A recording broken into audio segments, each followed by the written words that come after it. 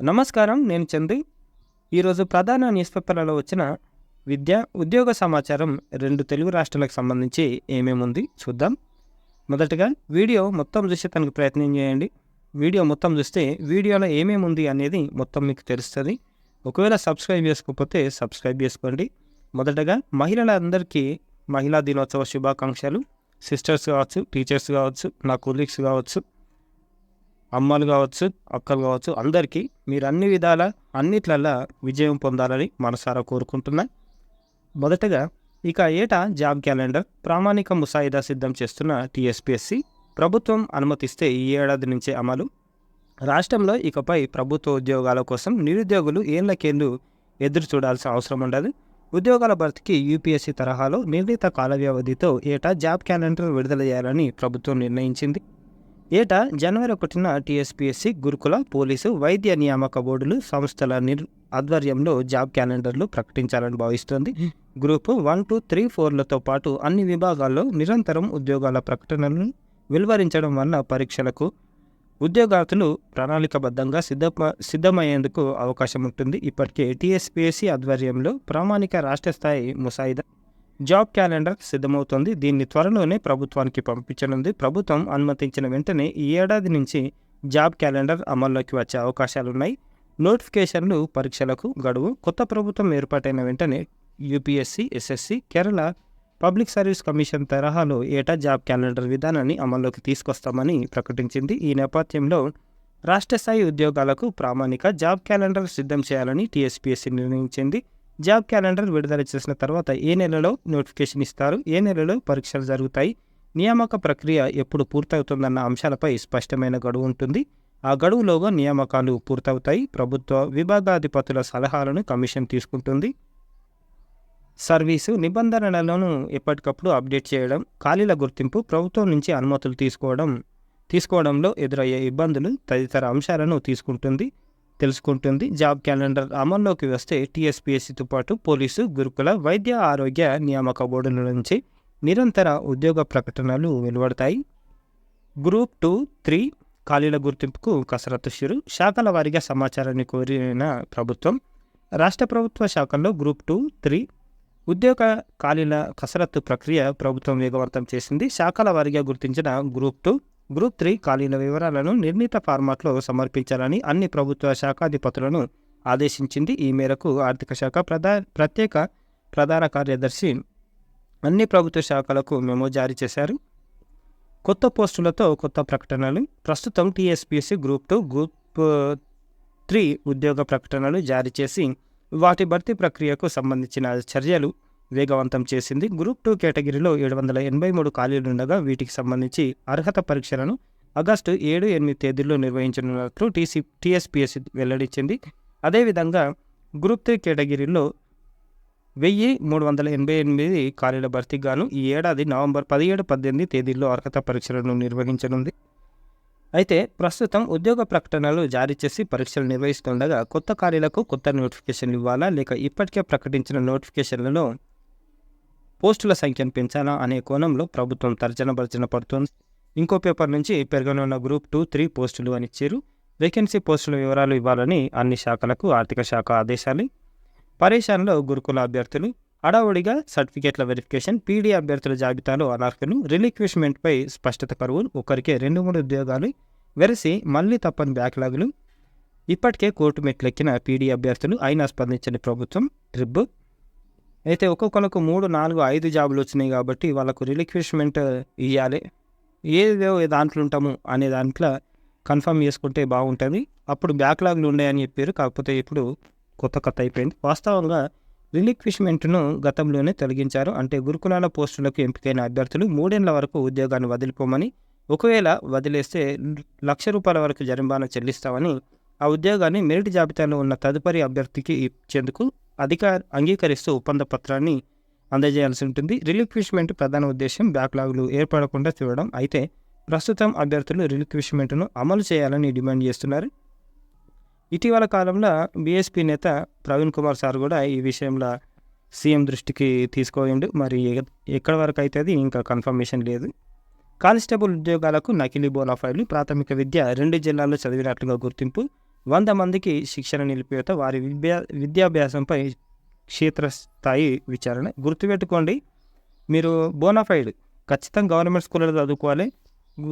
ఇక హెడేక్ ఉండదు, అక్కడి నుంచి మనకు బోనాఫైడ్లు వస్తాయి. లేదు ప్రైవేట్ స్కూల్లో చదువుతున్నాము అని అంటే ఒకటే స్కూల్లో చదువురు, జాబ్ల కోసం ఇంకో స్కూల్ నుంచి మనం బోనాఫైడ్ తీసుకొస్తే పెద్ద పరిశాన్ ఉంటుంది, గుర్తుపెట్టుకోరు. కానిస్టేబుల్ ఉద్యోగాలకు ఎంపికైన అభ్యర్థుల్లో కొందరు స్థానికత కోసం నకిలీ బోనాఫైడ్ పత్రాలు సమర్పించినట్లుగా అనుమానాలు వ్యక్తమవుతున్నాయి. మొదట సుమారు 350 మంది పత్రాలు నకిలీవిగా అనుమానించి పక్కన పెట్టారు. అనంతరం ప్రాథమిక విచారణలో 250 నిజమేనని తేలింది. దీంతో మిగతా 100 మందికి శిక్షణను తాత్కాలికంగా నిలిపివేసి క్షేత్రస్థాయిలో స్పెషల్ బ్రాంచ్ అధికారులతో లోతుగా విచారణ చేస్తున్నారు. వారు చదివిన పాఠశాలల రిజిస్టర్లతో సహా తనిఖీ చేయనున్నారు. ఇది మీరు జాబ్ వచ్చినా ఏ జాబ్ వచ్చినా ఖచ్చితంగా వెరిఫికేషన్ అవుతుంది. టకీమని ఏదో ఒక దగ్గరికి వెళ్ళి సర్టిఫికేట్ తెచ్చి మేము సబ్మిట్ చేస్తాం జాబ్లో వస్తుంటాము అంటే వర్కౌట్ కాదు మిత్రులారా, జర గుర్తుపెట్టుకోరి. ఇకపోతే గ్రూప్ శిక్షణకు గడువు పెంపు బీసీ స్టడీ సర్కిల్ నుంచి ఈ నెల 12వ తేదీ వరకు పొడిగించినట్లు బీసీ స్టడీ సర్కిల్ చెప్పారు. కరీంనగర్, పెద్దపల్లి, జగిత్యాల అంటే ఇవి అని కాదు, అన్ని జిల్లాలకు సంబంధించి ఇది. ఇంటర్, డిగ్రీ, కులం, ఆదాయ ధృవపత్రాలు, ఆధార్ కార్డు, పాస్పోర్ట్ సైజు ఫోటోలతో దరఖాస్తు చేయాలని చెప్పారు. ఈ నెల 9, 10వ తేదీలో దరఖాస్తులు తీసుకుంటామని తెలిపారు. అయితే ఇది ఆఫ్లైన్లో అడ్మిషన్లు గుర్తుపెట్టు, ఆన్లైన్లో వెతికితే అది క్లియర్గా క్లోజ్ అయిపోయినాయని చూపిస్తున్నాయి. డైరెక్ట్ విజిట్ చేసి అది చేసుకోవాలి. డిఎస్సి 2018 అభ్యర్థులకు న్యాయం చేస్తామని ప్రభుత్వ సలహాదారు వేణుగోపాల్ చెప్పారు. గ్రూప్ 1 ఉచిత శిక్షణకు దరఖాస్తుల ఆహ్వానం, ఇది కూడా బీసీ స్టడీ సర్కిల్ సంబంధించింది. ఏమేమి ఉండన్నట్ట గుర్తుపెట్టుకోండి. వార్షిక ఆదాయం 5 లక్షలకు మించరాదు. గ్రాడ్యుయేషన్ పరీక్షలో సాధించిన మార్కుల ఆధారంగా రిజర్వేషన్ ప్రకారం అభ్యర్థులను ఎంపిక చేయడం జరుగుతుంది. మరింత సమాచారం కోసం ఈ నంబర్లలో సంప్రదించవచ్చు. AP integrated common entrance test, AP ICET, computer science, engineering, BSc, BCom, BA ఇవన్నీ చదివి ఉండాలి. డిగ్రీ స్థాయిలో గణిత సబ్జెక్ట్ చదివి ఉండాలి. వయో పరిమితి కనీసం 18 ఏళ్ళు ఉండాలి. దరఖాస్తు విధానం ఆన్లైన్ దరఖాస్తుకి చివరి తేదీ ఏప్రిల్ 7. వెబ్సైట్ ఇది. సింగరేణిలో 173 పోస్టుల భర్తీకి నోటిఫికేషన్. అంతర్గత నియామకాల ద్వారా 173 పోస్టుల భర్తీకి సింగరేణి యాజమాన్యం గురువారం ప్రకటన విడుదల చేసింది.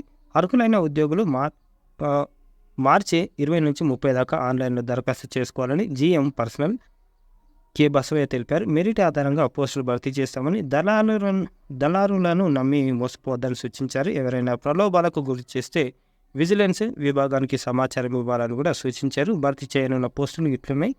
Junior mining officer 87, junior technical officer విభాగంలో మెకానికల్ 28, ఎలక్ట్రికల్ 21 ఇట్లున్నాయి. బయోకెమిస్ట్ 1, జూనియర్ ఫారెస్ట్ అసిస్టెంట్ 12 ఇట్లున్నాయి. వీళ్ళను సంప్రదించకుండా డైరెక్ట్ అప్లై చేసుకోండి. జూలై 7న సెంట్రల్ టెట్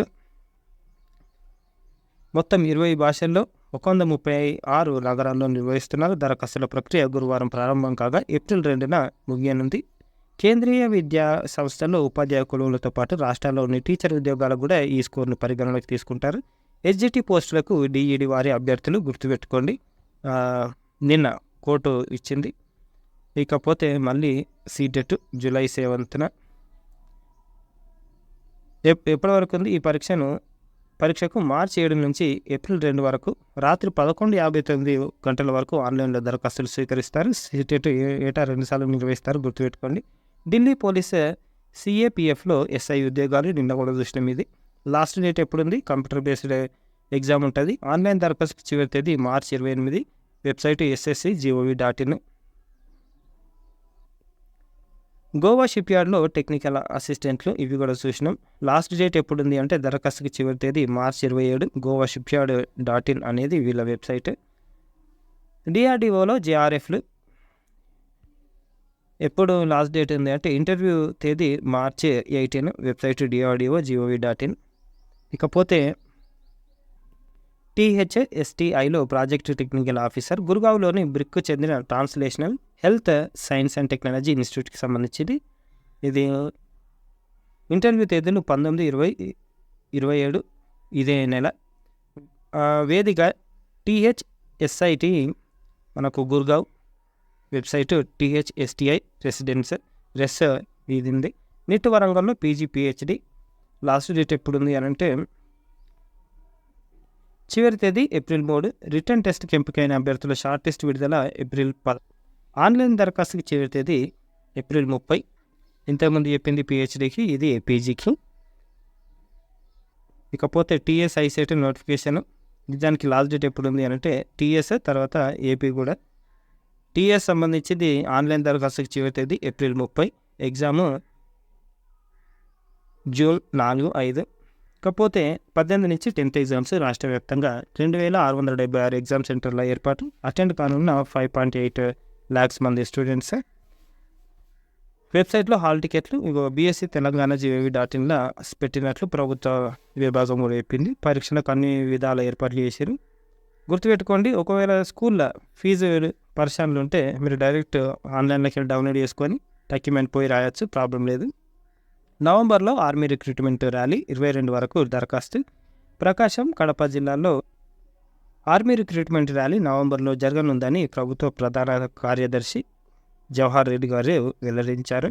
కృష్ణానది కుడివైపు ఉన్న గుంటూరు నుంచి రాయలసీమ జిల్లాల వరకు గుంటూరు ఆర్మీ రిక్రూట్మెంట్ ఆఫీసు పరిధిలోకి వస్తాయని తెలిపారు. రిక్రూట్మెంట్ అధికారి కల్నల్ పునీత్ కుమార్ మేజర్ వీళ్ళు సచివాలయం నుంచి వీడియో కాన్ఫరెన్స్ ద్వారా చెప్పారు. 24-25 రిక్రూట్మెంట్ రిజిస్ట్రేషన్ దరఖాస్తు ప్రక్రియ ప్రారంభమైందని చెప్పారు. ఈ నెల 22 వరకు అధికారిక వెబ్సైట్ జాయిన్ ఇండియా ఆర్మీ NICలో దరఖాస్తు చేసుకోవచ్చు. ఈ ప్రక్రియ పూర్తయిన తర్వాత కంప్యూటర్ ఆధారిత ఆన్లైన్ పరీక్ష ఉంటుందని చెప్పి గ్రూప్ 1 ప్రిలిమ్స్ తర్వాతే డిఎస్సి నిర్వహించాలి. దానికి మళ్ళీ ప్రిపరేషన్కు ప్రాబ్లం అయిపోతుంది కాబట్టి ఇట్లా చేయాలని చెప్పారు. జూన్ చివరి వారం లేదా జూలై మొదటి వారంలో డిఎస్సి రాత పరీక్షలను నిర్వహించాలని సూచించారు. అందుకు తగ్గట్టు షెడ్యూల్ ఇవ్వాలని డిమాండ్ చేశారు. కొత్త నోటిఫికేషన్ ప్రకారం పూర్తి స్థాయిలో సిలబస్ ఇవ్వాలని కోరారు. స్పెషల్ ఎడ్యుకేషన్ పోస్టులకు ఇంతవరకు పూర్తి స్థాయిలో సిలబస్ ఇవ్వలేదని వెంటనే విడుదల చేయాలని తెలిపారు. 95% స్థానికులకు పోలీస్ పోస్టులు ఉండగా మిగిలిన 5% స్టేట్ ఓపెన్లో అన్ని జిల్లాలకు అవకాశం ఇవ్వాలని కూడా సూచించారు. డిఎడ్ బిఎడ్ అభ్యర్థుల సంఘం. ఇకపోతే 14 ఎపిడెమియాలజిస్ట్ పోస్టుల భర్తీకి నోటిఫికేషన్ ఏపీ నుంచి. రాష్ట్ర వైద్య శాఖలోని నేషనల్ హెల్త్ మిషన్లో 14 ఎపిడెమియాలజిస్ట్ పోస్టుల భర్తీకి AP medical superintendent recruitment board గురువారం నోటిఫికేషన్ విడుదల చేసింది. కాంట్రాక్ట్ ప్రతిపాదికన ఉంటాయి. ఈ నెల 7 నుంచి 14లోగా అభ్యర్థులు ఆన్లైన్లో దరఖాస్తు చేసుకోవాలి. వివరాలకు APMSRB దీంట్లో ఉంటాయి. డిఈడి అభ్యర్థులకే HGT పోస్టులు గతంలో ఇచ్చిన ఉత్తర్వులకు సవరణ. జర్మనీలో నర్సింగ్ పోస్టులకు 11న నమోదు. జర్మనీలో నర్సింగ్ ఉద్యోగాలకు అర్హులైన అభ్యర్థులు ఈ నెల 11న ముషిరాబాద్లోని గాంధీ మెడికల్ కాలేజీలో నిర్వహించే ఎన్రోల్మెంట్ డ్రైవ్ అవగాహన కార్యక్రమానికి హాజరు కావాలని టామ్కామ్ ఒక ప్రకటనలో తెలిపింది. 21 నుంచి 38 ఏళ్ల వయసు ఉండి బీఎస్సీ నర్సింగ్ GNM పూర్తి చేసిన అభ్యర్థులు ఈ ఉద్యోగాలకు అర్హులని పేర్కొంది. 5 నిమిషాల గ్రేస్ పీరియడ్ కూడా ఉంటుంది. వెబ్సైట్లో 10th హాల్ టికెట్స్. వేర్వేరు రోజుల్లో సైన్స్ పరీక్షల నిర్వహణకు ఇన్ని సెంటర్లు పెట్టారు. గుర్తుపెట్టుకోండి, ఇంటర్కి కూడా పర్మిషన్ ఉంది. 5 minutes లేట్ పోయినా అలో చేస్తారు. ఇకపోతే జిల్లా వైద్య మరియు ఆరోగ్య శాఖ అధికారి కార్యాలయం మేడ్చల్ మల్కాజ్గిరి డిస్టిక్ 20 స్టాఫ్ నర్సుల ఖాళీల భర్తీకి అర్హులైన అభ్యర్థుల నుంచి దరఖాస్తులు ఆహ్వానిస్తున్నారు. దరఖాస్తులను మేడ్చల్ మల్కాజ్గిరి జిల్లా అధికారిక వెబ్సైట్ మేడ్చల్ మల్కాజ్గిరి తెలంగాణ GOV.in నుంచి డౌన్లోడ్ చేసుకోవచ్చు. డౌన్లోడ్ చేసిన దరఖాస్తులను అభ్యర్థులు నింపి అవసరమైన సర్టిఫికేట్ల కాపీలను జిరాక్స్లను జత చేసి 200 DD తీసి ఆఫీస్ ఆఫ్ DMHO